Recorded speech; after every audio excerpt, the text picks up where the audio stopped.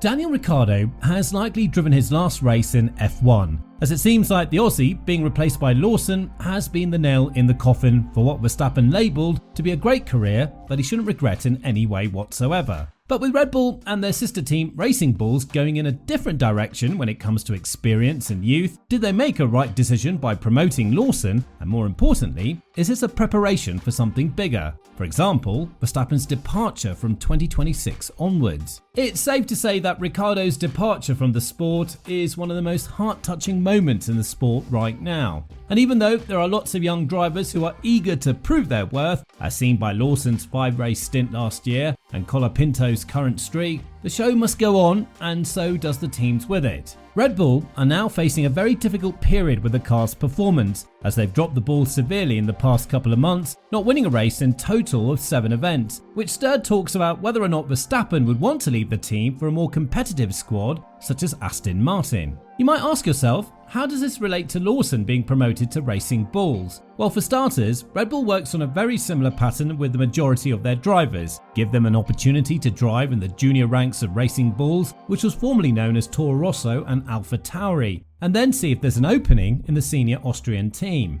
The exemption of this rule was Sergio Perez, but now that both his and Verstappen's careers aren't certain with Red Bull due to the turbulences happening in the team, Red Bull needs to think about a proper replacement for the post-Verstappen era, which could be very well located in Lawson. Yuki Tsunoda has done more than enough to prove his worth to the Austrian squad, but it seems like his recklessness and temper is not something they're looking in a driver to replace Verstappen, if this era comes sooner rather than later. On the other hand, Lawson has been very calm in the 5-race stint he's been given in 2023 as a replacement for Ricciardo, scoring 2 points in one of the most demanding races on the grid, Singapore, which paradoxically enough has turned out to be the last race for the 8-time race winner as well, who's now replaced by the same driver who hopped as his replacement last year when Ricciardo broke his hand. When talking about his future, Ricciardo was adamant that he's done everything he could, and unfortunately, there wasn't the fairy tale ending that he hoped he would live when he arrived in the team. Further adding,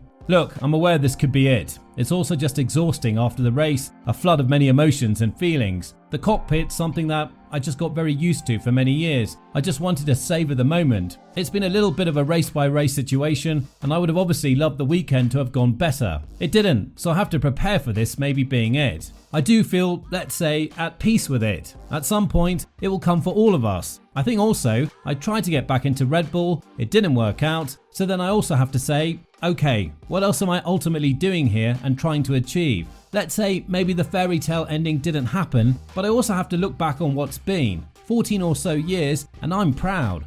Obviously, Ricciardo's input in Racing Bulls was measured more in experience, marketing value, and input on the car's development rather than points scored on the table. And even Christian Horner was adamant that the only chance that Ricciardo would have received was if he outperformed Tsunoda and Perez dropped the ball severely. It's hard to say that Perez didn't drop the ball because he's the 8th fastest driver on the grid, while his teammate has a 52-point lead in the championship compared to Lando Norris, who sits at P2. But it does look like this wasn't enough for Horner to promote Ricciardo and get rid of Perez. This is yet another story that shows where money has influence. Many just sit and observe. And the fact that the Mexican driver brings a lot of sponsors and endorsements with him, as well as promotes the team's business in Latin America, was more than enough for the Austrian squad to keep him on the team for a longer period of time. When talking about Ricciardo and his future, Horner said, "Daniel was our banker if Sergio was to drop the ball. Daniel has had a reasonable season, but it hasn't been a stellar year. The question is, how good is Liam? And sometimes difficult decisions have to be made in order to get those answers." Yuki Tsunoda has also praised the effort that his former teammate Ricciardo has implemented in Racing Bulls, stating that there are a lot of things he's learned from him as a driver, starting from being a better and calmer man himself, ending to implementing a better feedback to his engineers after a messy session.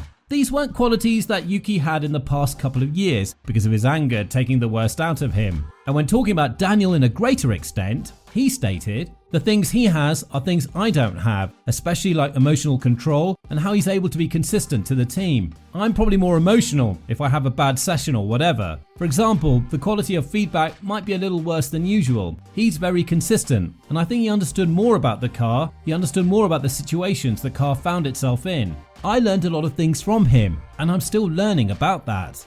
Now, promoting Liam to Racing Bulls was an agenda that was preparing for quite some time, and there seems to be a clause that says Lawson is obliged to drive in at least 5 races in the 2024 season. This was also hinted by Helmut Marko, who said that he will have a lot clearer picture after the Singapore GP. But it was also endorsed by the former Red Bull driver, Dornbos, who replaced Klein back in 2007 in a similar fashion, admitting that the Austrian team loves to have such clauses in their drivers' contracts because it allows them to have the luxury of picking in between drivers when they're not performing well. There was also a big risk that Lawson could leave Red Bull's nest and go to Sauber, who are yet to become Audi from 2026 onwards, which was something that Helmut Marko has fought hard against because he knew the amount of talent the Red Bull's drivers' pool would lose if Lawson drops out of it. And again, we must never forget the fact that Verstappen's future with Red Bull is all but certain, as Marko has continued to stir the pot when it comes from 2026 onwards, hinting that the 3-time world champion will drive where he could win, and so far, Aston Martin seems to be the full package, further adding, Max drives where he can win.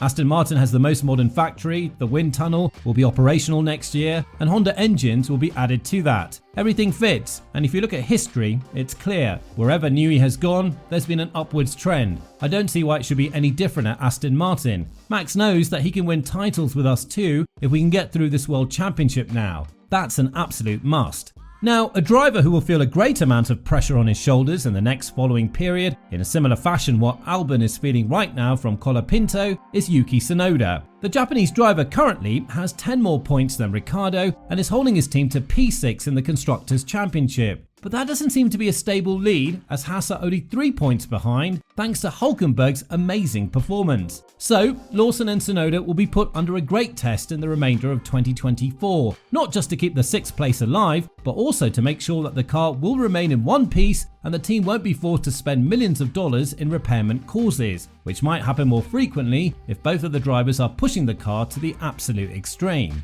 All of this shows that the Formula One world is non-forgiving, and regardless of what input you have in the team, if your time comes, then it comes. The same could be said for Bottas, who might have turned his luck around and is close to receiving a contract with Sauber. But nevertheless, we've seen that with the influx of young drivers like Colapinto, Behrman and Antonelli, the teams are ready to risk a bit more of comfort zone and look deeper in their future.